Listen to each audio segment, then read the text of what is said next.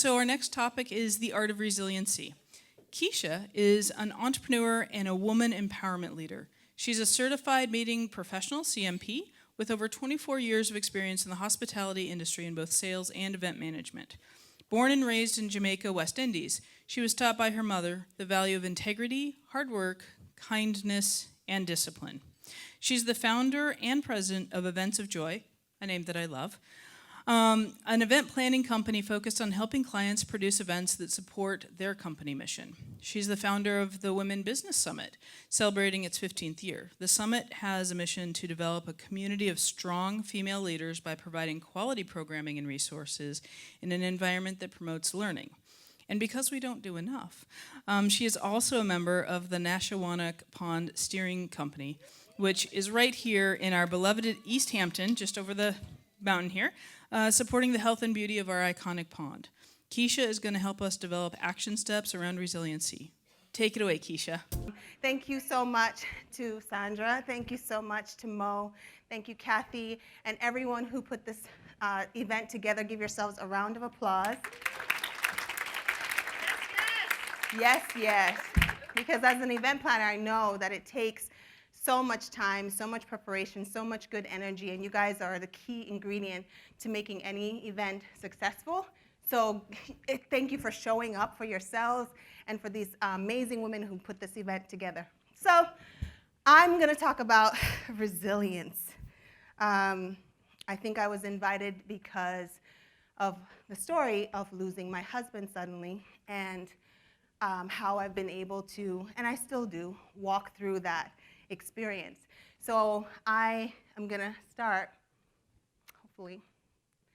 This is us. Oh my God. I laugh at that picture because to look at it, you think, yep, these two were definitely destined to be, to be together, and that was not the case. We were 20 years old. It was my first job out of undergrad.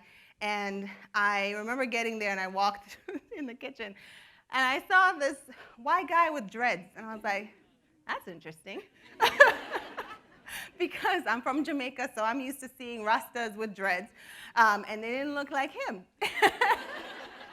And so we developed a great friendship. If you knew my husband, he was very easy to talk to. He was the same with everyone. Anytime he'd meet you, he'd just instantly make you feel welcomed. And if he didn't like you, that's probably because you need to work on some stuff of your own, because he was very great with people. And he said that years later that he liked me, and I was like completely clueless. He had invited me out for Thai food, and I never had Thai food. And I was like, oh my God, that sounds great. And then I was living at home at the time, so I went home and I told my sister Tamara, I was like, Tamara, we're going out for Thai food. And so he shows up, and I'm like, here's my sister Tamara, and she's gonna join us. And we all went to Thai food. And then he said, let's go hiking. And I was like, I don't hike. But okay, let's go hiking. I went home, I was like, Tashik, hey, my friend Dempsey wants to go hiking. Do you want to come with me? And then Carrie Ann was there too, so I was like, Carrie, you want to come? And Tamara wasn't there. So I showed up hiking with my other two sisters. And he was like, what were you doing? I was like, I didn't know. I didn't know it was a date. I just thought we were all friends going out hiking. So completely clueless because I was already in love with someone else. And I didn't think about him in that way at all. But the thing that I think I really appreciated and loved about him was that he didn't cross boundaries. You know, he was a guy, we could be together, and although he liked me, he remained respectful. I remember one time we went out, and I was tired, so I slept at his place. Not overnight, my mother would have killed me. But, I fell asleep, and it was like two friends who just fell asleep. And to me, that meant everything, because that wasn't my experience with boys up until that time. It was always an ulterior motive, and I would have to run in the other direction. And so we continued our friendship for many years and went on to grad school. He moved out to San Francisco. We would write letters back and forth, and he would give me love advice, and I would give him love advice. In fact, one of my dear friends, Melissa, I cut out her picture and put her head on top of mine on this picture and said, I found the perfect girl for you. And I mailed it to him in San Francisco in our letters, and I laugh back, and Missy and I laugh about it now. And so this was our beginning of an amazing friendship with this great guy. And so I remember the day he called me and he said he was going to be a dad. I was like, who's going to let you be a dad? Like, that's, because my impression of him was a very free-spirited person who, wanted to just live adventures and just be everywhere. And, but he was going to be a dad, and I was super excited for him. And then I was at the point in my life, I was living in Washington, D.C., he was living here, and I was going to move to Michigan to be with the person I lovingly call reoccurring nightmare. You know that? Like you try to throw him away, but he keeps coming back. And so I was going to move to Michigan to be with reoccurring, and I wasn't going to, that was my path. And he went through a breakup, and reoccurring, of course, did exactly what reoccurring always did. And I was like, you know what? It's time to end it. And I felt like a big girl. I was like, yes, because reoccurring had been in my life since I was 17, and I was now 28. So a long time. And I was like, okay, I feel like a woman. I have claimed who I am, and so I'm happy. And so my friend calls me and says, I need to get away. Can I come visit you in Washington, D.C.? And I was like, oh, sure. And up until that point, you guys, it was like check-in on birthdays. Happy birthday. Okay, you're still alive. You're good. Okay, and move on. It was not this meaningful connection that we had when we were 20 years old. So he came and left as my boyfriend. And it wasn't anything more than we had dinner, and he said, what about you and me? I was like, what about us?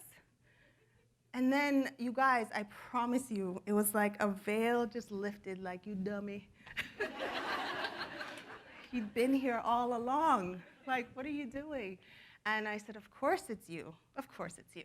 We're completely opposite, but it just seemed to work, So I said, all right, well, I guess I'm moving back home. And for me, that was Connecticut. And I'd missed my family. I'd had an amazing career in Washington, D.C. as an event planner. It was where my passion for event planning was really set on fire because I got to work with dignitaries. I got to work on bar mitzvahs and amazing, elaborate events that I never thought I would see. But I'd missed home. So my sister and I decided to buy a house together. And he said, well, while that's happening, why don't you guys move in with me for the time being? I never left. And my sister was like, what the heck? And so that was the beginning of truly the beginning of our relationship. We were in a long-distance relationship for a year, us going back and forth to Washington, D.C. And that's when I fell in love with my daughter, Osha. She was a year and a half at the time, and just the most amazing little girl. And a few years into our relationship, just like it was when we started our relationship, it was kind of like, of course. So I remember it was November, and I said to him, why don't we get married? And he goes, yeah, why don't we get married? That was it, you guys. It wasn't the romantic, like down on one knee with all this balloons and things that I see people do, all these elaborate things now to propose. No, it was just, we're in a place and we're ready now to get married. And that was from our wedding day in our sweet little Osha. And I look at that picture, and that day was just completely perfect. It was rushed. We got married in 6 weeks because my sister was going to move to Singapore, and there was no way that I was going to miss my sister being at our wedding. So we just moved it up. And I'm an event planner, but I did not plan a thing. I didn't plan a thing. I said to my mom, I was like, Mommy, can you do this? And she said, okay. And all I got to say was yes, no, yes, no. And then we were there. We fought, so I'll tell you this sidetrack story. We fought so much about that tuxedo, you guys. As women, if you've ever had the occasion of picking out a dress, doesn't have to be the wedding dress, but you know what we go through, right? To pick out that perfect dress, he was like kicking and screaming, I don't want to wear a tuxedo. Why can't I just wear jeans? I'm like, no, you cannot wear jeans. Half an hour. He goes in, picks out the thing. It was done. He was like, oh, that wasn't so bad. I'm like, right. So our life was moving along, and I remember I was doing one of my events in Connecticut, and I had decided that that night after the event, I was going to go to my mother's house to spend the night because I had worked until probably 1 in the morning after the event was done, and I was wrapping things up, and I just decided to go home that night. I was like, I'm going to go home. So I went home. My husband was a musician, and I got home, and he wasn't feeling too great. And I said, well, why don't you just stay home tomorrow? Don't go to his job, or, he was playing upstate. I said, why don't you just stay home this weekend? You've been burning it at the candles at both ends. And I knew the answer already, but I thought I would say it. He's never going to say no to showing up and doing what he's supposed to do. So the next morning, I got up. I made him some soup. His friend and roadie was on our couch. You can never, I think all of Easthampton heard that man snore. He was so loud. So I was like, oh, okay, that's a nice image when you come downstairs. There's Budsy on the couch. And so I made soup for them. I made him a thermos full of hot ginger tea. And he was the next morning, and he was out the door. I gave him a kiss on his neck because he had a cold, and I didn't want to get a cold. And I remember he tapped me on my butt and out the door. And I was like, I'll see you later, because the plan was he would pick up Osha, and he would go to his gig on Sunday. My cousin was having a milestone birthday, so she and we planned this amazing spa day. My sister, who had lived in Singapore, was now in Florida, and she came up. Cousin Carol came up from Brooklyn. So all the girls were getting together for a spa day at the Elizabeth Arden Spa in Connecticut by Mohegan or whatever that area is. So we all got together, and we're having a great time. And so then I got a message when I got to the spa that Dempsey hadn't showed up for his gig. And to know him, he's always there. It was like so anal about being there on time, not even on time, 2 hours early so he could set up his equipment and get to know the crowd and just relax into his gig before he got on stage. So I'm getting messages from people that he's not where he's supposed to be. And so then I reach, and quite frankly, you guys, sometimes we have to always remember how, not be so quick to be upset about a situation, to manage how you speak to people in all situations, because I remember the woman who was talking to me, how could he do this? Ba, ba, ba, ba, ba. And she was laying into me how irresponsible my husband was. And I'm like, hold on, that's not him. So let me find out. And I'm talking to my sisters, and they're like, oh, it's fine. Remember you said that he was sick, so he probably just slept in. And I'm like, okay, he probably just slept in. So we leave the spa. People still trying to find him, blowing up my phone, and I'm leaving him messages, baby, where are you? So we get to brunch, because it was a whole day that we had planned. Oh, boy, I'm going to try and make this.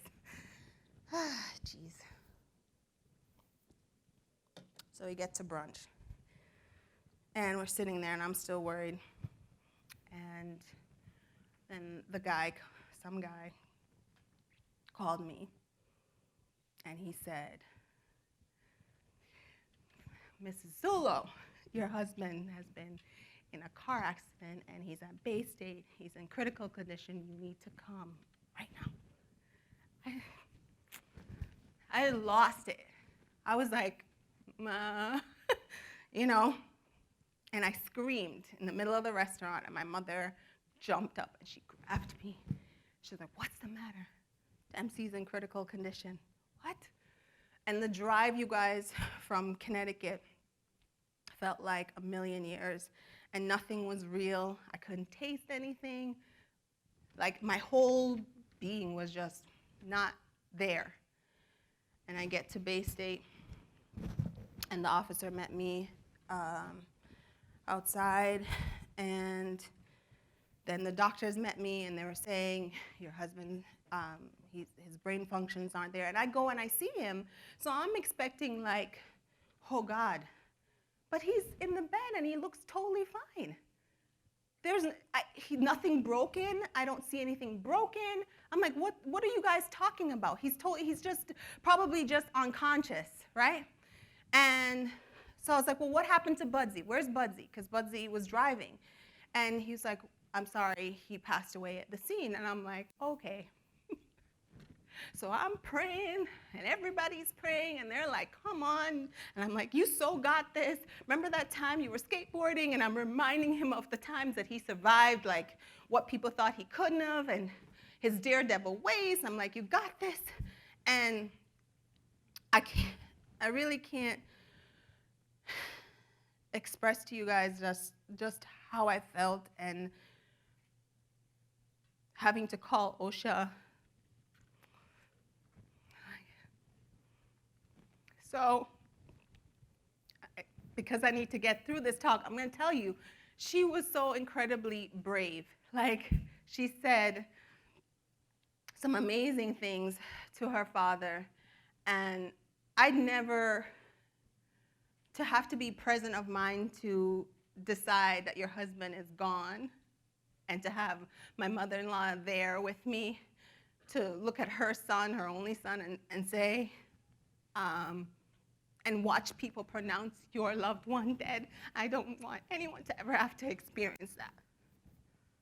So,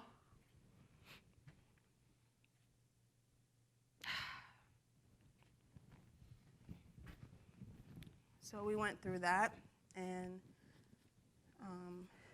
everybody was amazing through it. My sister was literally behind my back going, bathroom, food, sit down, bathroom, food, sit down. Budsy fell asleep at the wheel, and that's what happened there. He fell asleep. And so, to this day, you guys, I still struggle with just being, to remember that it wasn't just my husband, it wasn't just my family. Budsy's mom called me and apologized, and I'm like, you lost your son, you know? So you go through all the cycles of grief.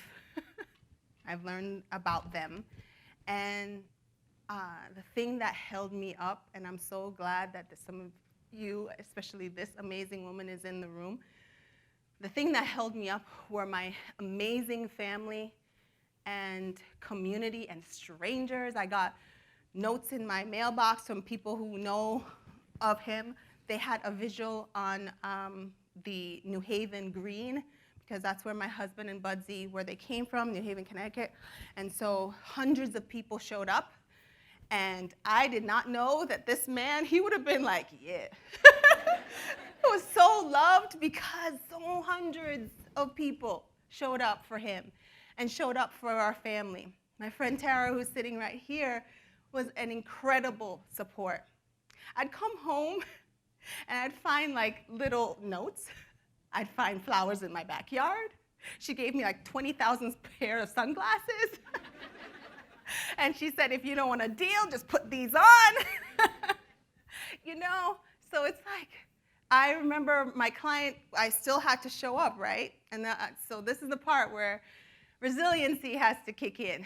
And so I still had to show up for my job, because I'm an entrepreneur, I have my clients. You know, you can't, now it's I didn't think about it at the time, but it certainly slapped me in the face real quick, because now we went from 2 incomes to 1 income. And we weren't preparing for sudden loss. So I was going into my client's office, and on the way there, I'm just a sobby mess. I'm crying. I'm listening to all the sad songs, like all of them. That's what was playing. I played every sad song, and I cried, and I boo-hooed all my way to 91, and I get out, get my compact. I'm like, all right, we're good. We got this, and I'd show up.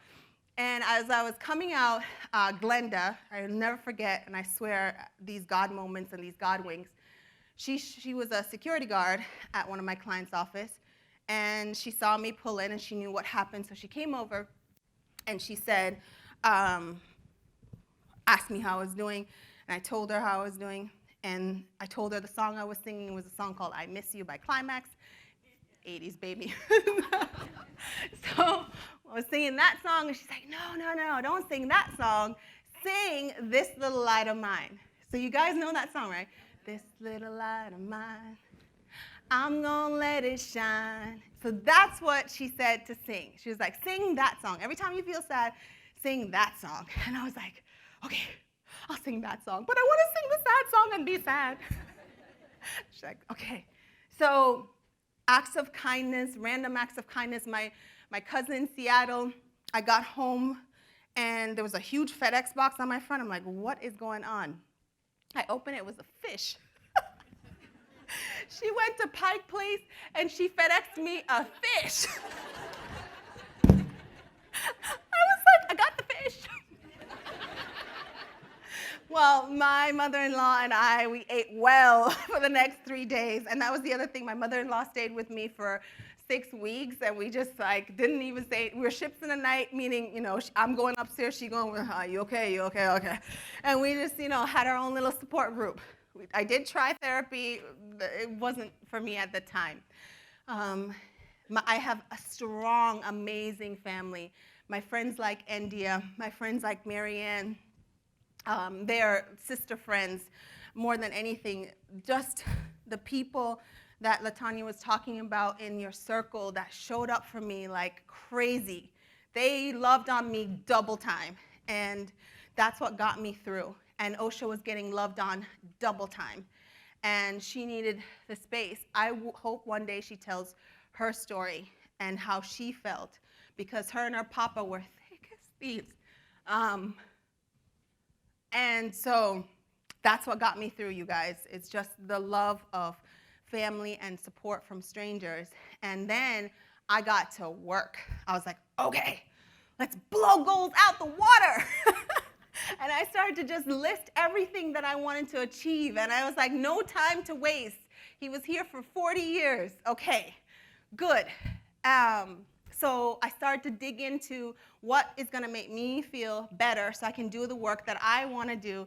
I want to make the Women in Business Summit the best ever. I want to be the best Mary Kay Beauty consultant ever. I want to be just the best daughter ever, the best friend ever, And so I threw myself into work, and Tara will know, because I'm like, I'm sorry, I'm busy for, social things. And that's how I dealt with it, is I got to work and started to journal.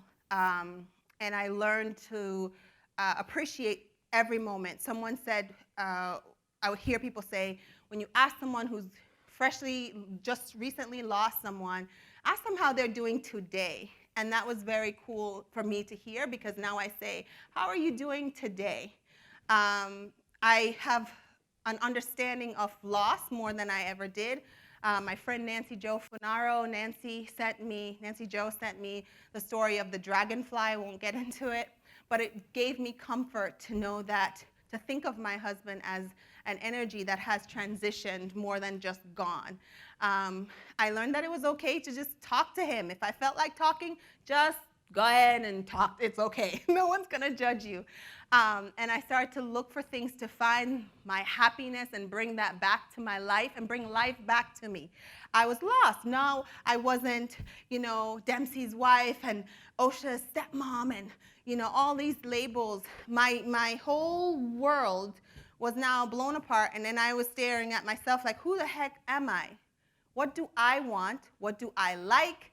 Do I even like these things anymore? And so I've been on this journey of figuring that out and figuring out how to make the next step after the next step after the next step. So journaling for me was key. Listening to something positive every day is key. Connecting with people who are doing positive things, and just really diving down deep into living and being present and not taking for granted any minute and not worrying about the small stuff. Although I still do. I'm not saying I'm perfect in it, but I really am conscious of when I'm procrastinating, of when I am feeling down. I really want to let's keep this moving, and I want to bring joy to my work, to the people that are around me, to my family. I get super excited by that. And it gets me really excited to know that there's hopefully more life to live and that I can have a positive impact. So Osha and I, we're doing pretty good. She turned 16, you guys. 16. She is driving. She just got her first job. There's been so much. This girl is super brave and so amazing and such an important part of my life. I didn't know what my child would look like. I really didn't know what my child would look like. But she's my heartbeat, and we figured it out. I'm happy to say that we hadn't skipped a beat. We still kept the same custody arrangement with her mom and me, and pick her up for overnights, drop her to school, doing our thing for the last 4.5 years since her papa passed away. And we're going to keep doing that, and I'm going to keep on supporting her through her journey and her growth. And I think there's a lot of things that has helped her to this point to be the amazing kid that she is. But I just think that if you always maintain that you're growing and that it will be okay, then it will just be okay. I purposely surround myself with that, like it's gonna be okay. This was the last project that my husband worked on before he passed away. It's called, so appropriately named, For the Future. He worked on this CD with his band for so long. It was just a project that he finished right before he passed away. He passed away the next month after it was done. And it was something that I cherish. I couldn't listen to for a while, but lately I've been really listening to it. So I brought 3 with me. And so if your birthday is close to this date, before I close out, you get one of the 3. So you can just see me after we're done. But I'd like us to do something that I went to a resiliency circle hosted by Dr. Althea Weber Bates, and it was entitled Where Black Women Go to Cry. Super powerful. I didn't cry, though. I shed like 1 tear. I was pretty excited. But I'm grateful for all the women that helped me to grow, that still continue to help me to grow, to inspire me. I'm grateful for women like Leslie, who lend me her shoulder. Today, or this year, we had the summit, and I was a teary mess. It was awesome. We had Lisa Nichols. We were like rocking out, right? We had a great summit. And she came into the break room just as I was having a meltdown. Because the summit was like, I remember the text that I used to get, and it happens every year. I think I'm going to be okay, and then I don't. And then she walked in, and she just grabs me and starts crying with me and praying with me. And all the time, women in my life have just keep showing up for me. And so celebrate your sisters who do that for you.